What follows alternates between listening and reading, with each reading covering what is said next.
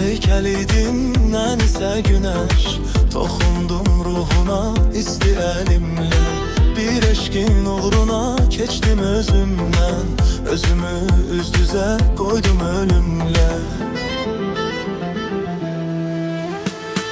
Canımın içində can etdim səni, sən cana gəldikcə canımı aldın. Elə ki unutduğumun o xoş günləri, əlimdən ən gözəl anımı aldın. Leylə, ən gözəl anımı aldın, ən gözəl anımı aldın. Əlimdən ən gözəl anımı aldın.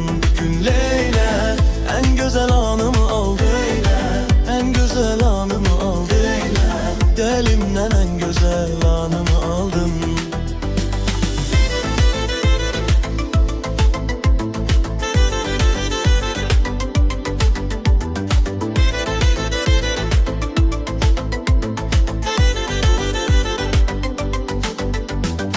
Söndü yavaş yavaş o güneş kadın, məni də özündək buza çevirdin.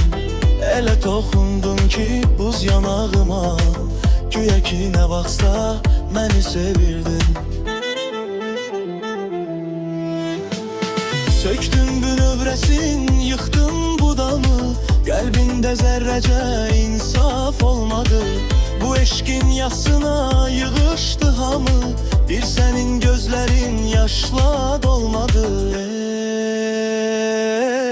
Mənim əzizim yəqin məqsədim güneşi ömürlük söndürməyidi. Həyatdan ən böyük qələbən böyük əməli ürəyində öldürməyidi məni.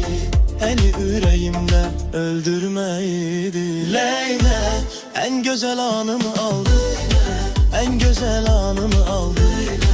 Elimdən gözəl anımı aldırdın. Leylə, ən gözəl anımı aldı, ən gözəl anımı aldı.